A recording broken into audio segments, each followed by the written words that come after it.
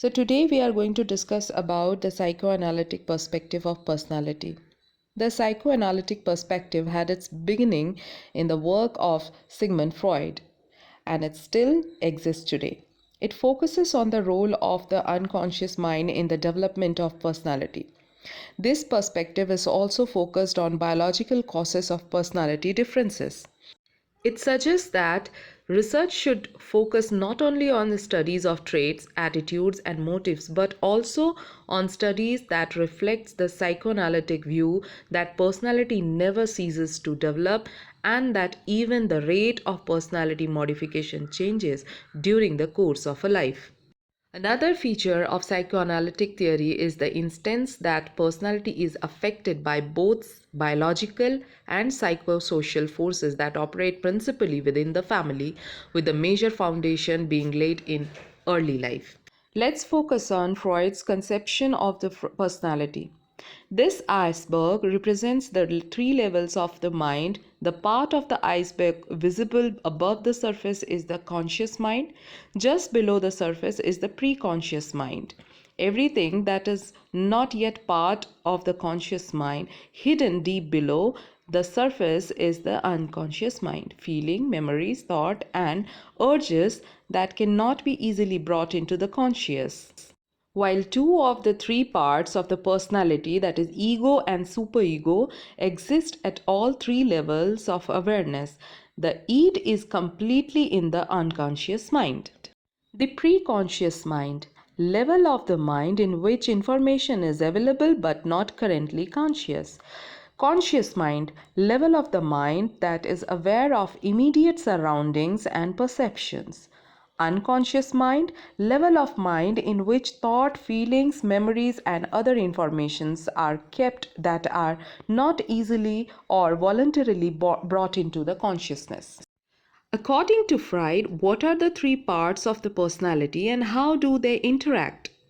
Freud also believed, based on his observations of his patient, that personality itself could be divided into three parts. The way these three parts of the personality developed and interact with one another became the heart of his theory. The first and most primitive part of the personality present in the infant is the id. It is a Latin word that means it. The it is a completely unconscious, a moral part of the personality that exists at birth, containing all of the basic biological drives like hunger, thirst, self-preservation, and sex, for example. Freud called these needs for satisfaction the pleasure principle, which can be defined as the desire for immediate gratification of need with no regard for the consequences. The pleasure principle can be summed up simply as if it feels good, do it. According to Freud, to deal with the reality, a second part of the personality develops called the ego. The ego, from the Latin word for I, is mostly conscious and is far more rational, logical, and cunning than id. The ego works on the reality principle, which is the need to satisfy the demand of the id and reduce libido only in the ways that will not lead to negative consequences. A simpler way of stating the reality principle then is, if it feels good, do it, but only if you can get away with it. Freud called the third and final part of the personality, the moral center of personality, the superego. The superego develops as a preschool aged child learns the rules, customs, and expectations of the society. So how the three parts of the personality works together.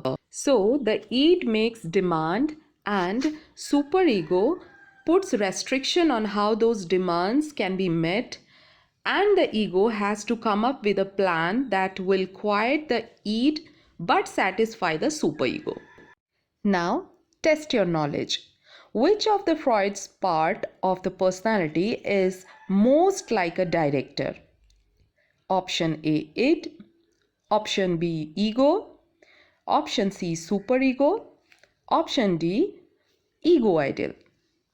Now we'll talk about the stages of personality development. For Freud, the three parts of the personality develop in a series of stages. Because he focused heavily on the sex drive, he believed that the stages were determined by the developing sexuality of the child. As the personality or psyche develops as a result of sexual development, Freud called these the psychosexual stages of personality development. So let's just know about what are the stages of personality development in Freudian theory. The first stage is called the oral stage because the erogenous zone is the mouth. The stage occurs from the birth of the infant to about 1 or 1.5 years and is dominated by the eight. In this stage, the focus of pleasure is oral activities such as sucking, feeding, and making noises with the mouth.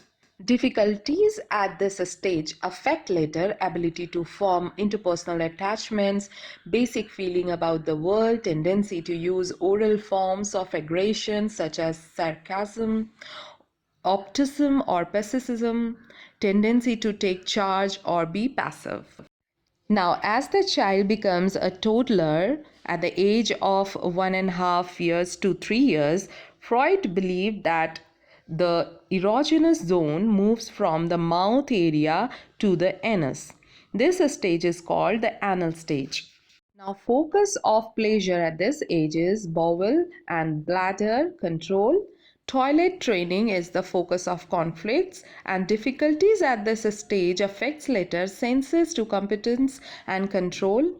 Stubbornness or willingness to go along with others, neatness or messiness, punctuality or tardiness. As the child grows older, 3 years to 6 years, the erogenous zone finally shifts to the genitals. Children have discovered the differences between the sexes by now, and most have also engaged in perfectly normal self-stimulation of the genitals. Difficulties at this stage affects later in development of consciousness and guilt, pride, or humility.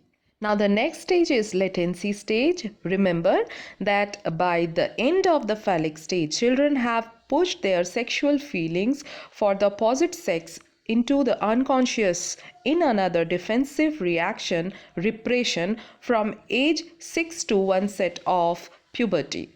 Children will remain in this stage of hidden or latent sexual feelings. On this stage is called latency.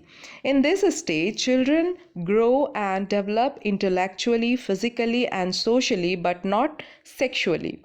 This is the age at which boys play with other boys, girls play only with girls, and each thinks about the opposite sex is pretty awful.